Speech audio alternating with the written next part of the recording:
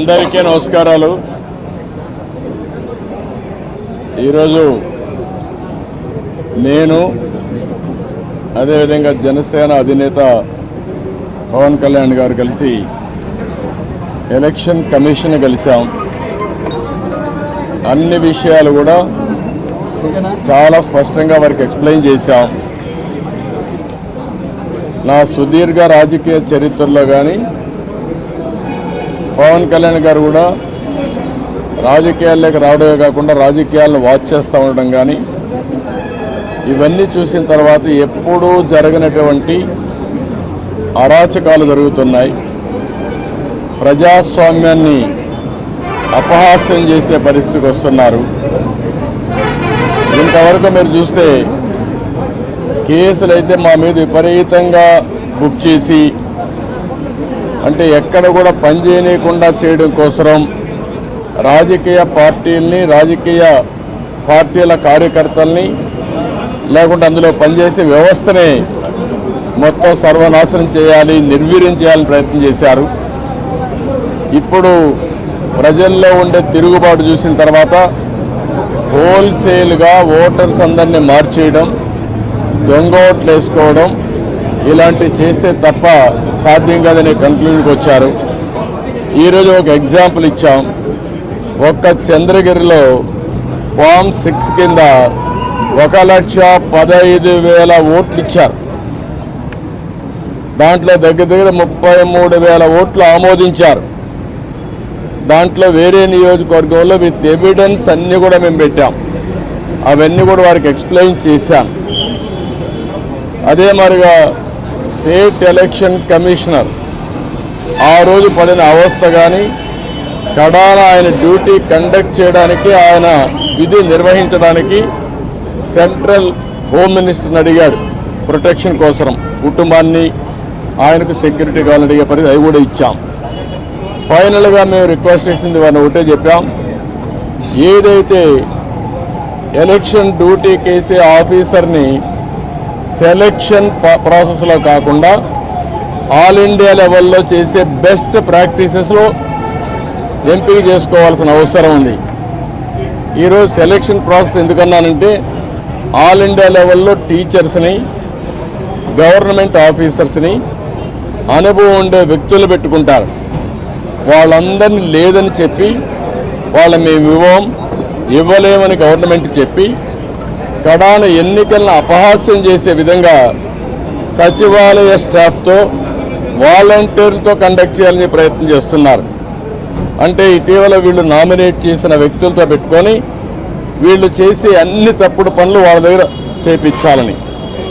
అదే సమయంలో మీరు చూస్తే బిఎల్ఓలుగా అంటే బూత్ లెవెల్ ఆఫీసర్స్ ఒకప్పుడు టీచర్లు చేసేవాళ్ళు, ఆఫీసర్లు చేసేవాళ్ళు. ఎక్కడ కూడా ఒక్క మిస్టేక్ కూడా ఉండేది కాదు. That is their duty. దానిపైన చాలా స్పష్టంగా ఆదేశాలు కూడా ఉన్నాయి. ఎవరన్నా కానీ డ్యూటీ స్పష్టంగా చేయలేకపోతే వాళ్ళని యాక్షన్ తీసుకోవడం, ఇంక్రిమెంట్స్ కట్ చేయడం, ఉద్యోగాలు తీసేయడం అన్నీ ఉంటాయని భయపడిపోయేవాళ్ళు.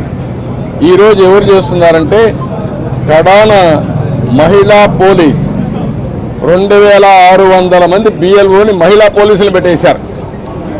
ఇది నాకు ఆశ్చర్యం వేస్తుంది. 83 నియోజకవర్గంలో మహిళా పోలీసులను బిఎల్ఓకి పెడితే వాళ్ళకి మహిళా పోలీసులకు ఏం తెలుస్తుంది ఇవన్నీ అంటే? ఇంకొక పక్క వై ఏపీ నీడ్స్ జగన్ అని కలెక్టర్ దగ్గర నుంచి అందరూ క్యాంపెయిన్లు చేస్తారు. ఇప్పుడు చేసిన అరాచకం చాలదు, రాతి యుగానికి తీసుకుపోవడానికి అలాంటి వాళ్ళు పెట్టుకొని చేసే పరిస్థితికి వస్తున్నారు. ఇవన్నీ మేము ఎక్స్ప్లెయిన్ చేసిన తర్వాత వారికి మా మీద కానీ జనసేన మీద కానీ దగ్గర 6,000 నుంచి 7,000 కేసులు మా మీద పెట్టారు. ఒక్క పుంగునూరులో కేసులో 250 మంది పెట్టారు. 200 మంది పైన జైలు పోయి వచ్చారు. ఇప్పుడు బైండ్ ఓవర్ కేసులు పెడుతున్నారు. అంటే నీ మీద కేసు ఉంది, పోలీసు వాళ్ళు నోటీస్ ఇస్తారు, ఎంఆర్ఓ దగ్గర సరెండర్ కావాలి అంటే మళ్ళీ బెదిరించడం.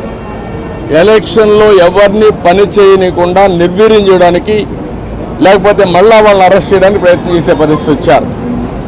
ఇది జరిగితే ప్రజాస్వామ్యం ఇంక కూలి అయిపోయినట్టే. There is no democracy. నేను ఆ విషయం చెప్పాను. మొన్న తెలంగాణ ఎలక్షన్లో 1 డేలో ఎలక్షన్ జరిగిందా లేదా అనే తెలియని విధంగా జరిగింది. అంత స్మూత్గా జరిగింది, ప్రాసెస్ కూడా పర్ఫెక్ట్గా జరిగింది. ఈరోజు ఆంధ్రప్రదేశ్లో అక్కడ ఇంత ఓటర్స్ ఎన్యూమరేషన్ ఫ్రాడ్ జరిగిందని, బిఎల్ఓలు తప్పులు చేశారని, టీచర్లు తీసేశారని ఎక్కడ కంప్లైంట్స్ లేవు. భారతదేశ చరిత్రలో ఫస్ట్ టైం ఇవన్నీ వస్తున్నాయి.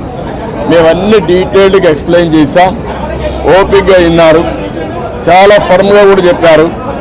మేము ప్రజాస్వామ్యాన్ని కాపాడడానికి అన్ని విధాల ప్రయత్నం చేస్తాం, ఎక్కడ కాంప్రమైజ్ కాం, రిజల్ట్స్ మీరే చూస్తారని వారు హామీ ఇచ్చారు. వారు ఇచ్చిన హామీతో నేను ఒకటే అనుకుంటున్నాను, ఎలక్షన్ కమిషన్ అవసరమైతే సెంట్రల్ పోలీస్ అబ్జర్వర్స్ను పంపించాలి, సెపరేట్ సెల్ పెట్టాలి. అవన్నీ పెట్టి ఎక్కడికక్కడ మానిటర్ చేసి ఎలాంటి అవకతవకలు జరగకుండా ఇప్పుడు ఫైనల్ లిస్ట్ వచ్చే కొద్దికి వినపడలేదా?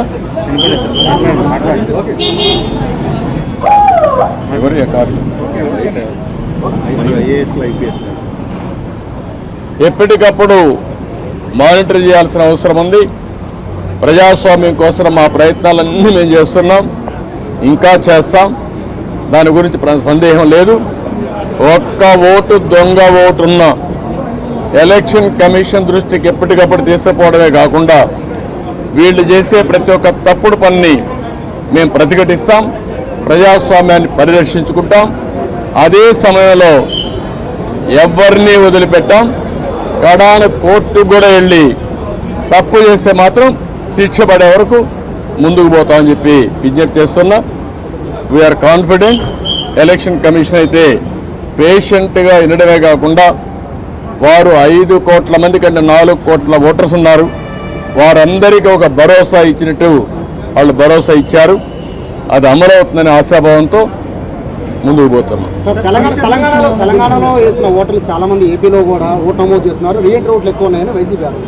నేనేమంటానంటే మీరు ఎన్నెన్నో ఆరోపణ చేయండి, వాడు ఓటేసినప్పుడు వాళ్ళకి నోటీస్ ఇచ్చి పర్ఫెక్ట్గా చేయాలి తప్ప మీరెవరు డిలీట్ చేయడానికి? ఎలక్షన్ కమిషన్ చేయాల్సిన పని, ఎలక్షన్ ఆఫీసర్లు చేయాల్సిన పని నువ్వు చేయడానికి. నువ్వు కంప్లైంట్ ఇస్తావు, ఇచ్చిన తర్వాత వాళ్ళు వెరిఫై చేయాలి. ఒకవేళ ఇక్కడి నుంచి వేరే ప్రాంతానికి పోయారు, అక్కడ ఓటేయరు అంటే ఓటు ఇవ్వవా నువ్వు? అమెరికాకి వెళ్ళారు, అమెరికా నుంచి వచ్చి ఓటేస్తారు. వాడి యొక్క జన్మభూమి పైన, ఈ రాష్ట్రం పైన వాళ్ళకుంటే ప్రేమ, ఈ రాష్ట్రంలో పుట్టిన వాళ్ళు. అంతేగాని నువ్వు కర్ణాటకకు పోయావు, నువ్వు ఓటేయడానికి వీల్లేదు, నువ్వు ఉపాధి కల్పిస్తే ఇక్కడే ఉంటారు, అవకాశాలు కల్పిస్తే ఇక్కడే ఉండేవాళ్ళు. ఎందుకు పోయారు? అవకాశాలు లేకుండా పోయారు. అలాంటి వాళ్ళకి మేము ఓటు ఇవ్వమంటే కరెక్ట్ కాదు, అది వెరిఫై చేసుకోవాలి. అక్కడ వేయకుండా ఇక్కడ వేస్తే ఎలాంటి తప్పు లేదు.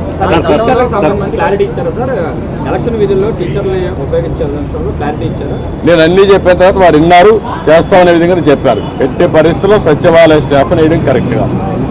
సెలక్షన్ ప్రాసెస్ కాదు, competitive best practices all over the country ఏవైతే చేస్తారో అవే చేయాలి. సార్, ఇప్పుడు ఎలక్షన్ CEO మీకు నిన్న లెటర్ రాసింది పార్టీకి, మీరు గతంలో దాని మీద మీరు సాటిస్ఫై అయ్యారా? లేదు, దాని మీద కూడా మేము చెప్పాం, నిన్నే పంపించారు, మేము వెరిఫై చేసుకున్నాం, మళ్ళీ మీ దృష్టి తీసుకొస్తామని చెప్పాం. కొంతమంది కలెక్టర్ల మీద మీరు ఢిల్లీ వెళ్ళినప్పుడు కంప్లైంట్ చేశారు, ఇప్పుడు దాని మీద మళ్ళీ ఎంతవరకు యాక్షన్స్ లేవు అని పార్టీ ఏం చేయబోతున్నారు? ఈరోజు కూడా మళ్ళీ మేము చెప్పాం, ప్రతి ఒక్క ఆఫీసర్ పైన మేము స్పెసిఫిక్ ఎవిడెన్స్ ఇచ్చాం, దానిపైన లాజికల్గా యాక్షన్ తీసుకోవాలి, క్రిమినల్ ప్రాసిక్యూషన్ కూడా చేయాలి. సార్, ఇది ఇంకా తిరుపతి ఎంపీ ఎలక్షన్ నుంచి బై ఎలక్షన్ నుంచే ఇది స్టార్ట్ అయింది సార్, ఫోకస్ అయింది కూడా. కానీ 2 years అయినా దీని మీద అవి కూడా ఇచ్చాం. మరి తిరుపతి బై ఎలక్షన్లో జరిగింది, గ్రాడ్యుయేట్స్ కాన్స్టిట్యున్సీ ఎలక్షన్లో జరిగింది, 2019 జరిగాయి. జరిగిన తర్వాత మీరు యాక్షన్ తీసుకోలేదు కాబట్టి వీళ్ళు ఏమీ కాదని ధైర్యంతో ఉన్నారు. నేను ఈ విషయం కూడా అది చెప్పింది, ఎలక్షన్ కమిషన్ అనేది ప్రాసిక్యూట్ చేయడానికి కూడా మీకు అధికారం ఉంది. ఇమ్మీడియట్గా మీరు అవన్నీ చేస్తే భయపడతారు. మొత్తం 1,30,000 వచ్చింది ఫామ్ 7 కానీ, బట్ దాంట్లో 25,000 యాక్సెప్ట్ చేశారండి. బట్ మిగతా వాటికి సంబంధించి ఈ రోజు వరకు యాక్షన్ లేదు అని చెప్పి అక్కడ నాని వాళ్ళు అమలు మీద దాని మీద ఏమైనా ఆ విషయం కూడా వారికి చెప్పాను. ఆయన అరెస్ట్ చేశారు. ఎవరైతే ఓటర్స్ బోగస్ ఉన్నాయని చెప్పి ఎక్కడికక్కడ పోరాడుతూ ఉంటే అది కరెక్ట్ చేయకుండా అతను అరెస్ట్ చేయడం అనేది ఎక్కడికి పోతానని చెప్పి అడిగాను. ఆ డీటెయిల్స్ కూడా ఎవరికి ఇచ్చాం. ఆ రిప్రజెంటేషన్ నాకు వచ్చింది. వెరిఫికేషన్తో సహా మొత్తం డీటెయిల్స్ ఇచ్చాం. ఏ ఓటు ఎక్కడ వెరిఫై చేశారు, డూప్లికేషన్స్ ఎక్కడున్నాయి, సర్నేములు కానీ ఇవన్నీ, ఫోటోలు ఎక్కడున్నాయి, వేరే కాన్స్టిట్యూన్సీలు ఎక్కడున్నారు, ఆ డీటెయిల్స్ అని వారికి హ్యాండ్ ఓవర్ చేయడం. సార్, మీరు గతంలో సీఈఓ గారికి 8 జిల్లాల కలెక్టర్ కూడా సహకరిస్తున్నారు ప్రభుత్వానికి అని ఫిర్యాదు ఇచ్చారు. దాని మీద ఏమైనా యాక్షన్ తీసుకున్నారో వారికి ఏమైనా గైడెన్స్ ఇచ్చారా? వారు చెప్పింది ఏంటంటే మేము ఇంతవరకు కొన్ని యాక్షన్స్ తీసుకున్నాం, మళ్ళీ మీకు కమ్యూనికేట్ చేశాం. మళ్ళీ మీకు ఏదైనా గ్రీవెన్స్ ఉంటే మేము చెప్పాము, మళ్ళీ ఎప్పుడెప్పుడు చెప్తామంటే నిన్న ఇచ్చారు కాబట్టి మీరు చూసి చెప్పన్నారు. డెఫినెట్గా మళ్ళా కంప్లైంట్ చేస్తాను. నేను ఒకటే చెప్పాను, ఆల్ ఆఫీసర్స్ బెదిరింపులు భయభ్రాంతులు చేస్తున్నారు. ఒక చీఫ్ సెక్రటరీ ర్యాంక్ ఆఫీసరే ఎలక్షన్ కమిషనర్గా ఉంటే కేంద్ర ప్రభుత్వాన్ని ప్రొటెక్షన్ అడిగే పరిస్థితికి వచ్చాడు. అదే ఎగ్జాంపుల్ వారికి చెప్పాను. ఇప్పుడు ప్రతి ఒక్క ఆఫీసర్ మీద, అది కలెక్టర్ కావచ్చు, ఎస్పీ కావచ్చు, కింద ఆఫీసర్లు కావచ్చు, బెదిరించడం, బ్లాక్మెయిల్ చేయడం, ఒకవేళ కానీ వినకపోతే కేసులు పెట్టడం, అరెస్ట్ చేస్తాం, థ్రెటన్ చేయడం, ఇవే జరుగుతున్నాయి. ఇలాంటి జరిగినప్పుడు మీరు ఫర్మ్గా ఉంటే తప్ప ఇక్కడ ఫెయిర్ ఎలక్షన్ జరగవని చాలా స్పష్టంగా చెప్పారు. సార్ టైం సరిపోతుంది అంటారు. అంటే చర్యలు తీసుకోవడానికి ఇంకా ఎక్కువ రోజులు ఉంది. అసలు వీళ్ళు తీసుకునే అవకాశం ఉందంటారా? అంటే మీరు ఒకటి గుర్తుపెట్టుకోవాలి, ఎలక్షన్లు 2 నెలలే ఉంది. ఎలక్షన్ ప్రాసెస్ స్టార్ట్ అయిపోయింది, ఎన్యూమరేషన్ అయిపోయింది, ఓటర్స్ వెరిఫికేషన్ అయిపోయింది.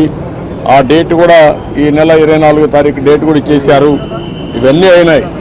కానీ ఫర్మ్గా ప్రతి ఒక్కటి ఎలక్షన్ కమిషన్ కానీ అనుకోకపోతే ఇంకా స్లిప్ అయ్యే అవకాశం ఉంటుంది. టైం ఇంకా మీకు తిరిగి రాదు. Election day is decided, polling day is decided, counting day కూడా డిసైడ్ అయిపోతుంది 2-3 రోజుల్లో. అది కాదు ఇక్కడ ఇష్యూ. వీళ్ళెంత ఫర్మ్గా ఇప్పుడు ఇంతవరకు చేసిన ప్రాసెస్ ఎట్లుందో చూడడానికి వచ్చారు. ప్రిపేర్డ్నెస్, ఆ ప్రిపేర్డ్నెస్లో ఏం చేయబోతున్నారో, ఏం జరిగిందో అన్నీ మేము మా యొక్క అబ్జర్వేషన్స్ కానీ, మాకుండే బాధలు కానీ, ఇక్కడ జరిగిన విషయాలు కానీ చాలా స్పష్టంగా వారికి ఎక్స్ప్లెయిన్ చేశాం. Now it is the duty of the election commission to conduct free and fair pole. నేను అది కూడా చెప్పాను. ఒకప్పుడు ఎలక్షన్ కమిషన్ లేనప్పుడు కూడా నేను ఎన్నికల్లో పోటీ చేశాను. తర్వాత ఎలక్షన్ కమిషన్లు రాజ్యాంగబద్ధంగా వచ్చాయి. అప్పుడు కూడా ఇంత ఘోరాలు జరగలేదు. అందరికీ నా హృదయపూర్వక నమస్కారాలు. ఫస్ట్ టైం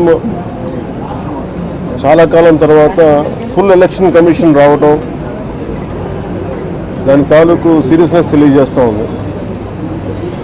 ముఖ్యంగా ఆంధ్రప్రదేశ్ ఎన్నికలు చాలా ప్రజాస్వామ్యబద్ధంగా జరగాలి అని కేంద్రం ఎన్నికల సంఘం మన నిర్ణయం తీసుకున్నందువల్లే ఈ రోజున ఫుల్ ఎలక్షన్ కమిషన్ ఆంధ్రప్రదేశ్ విజయవాడలో రావడం జరిగింది.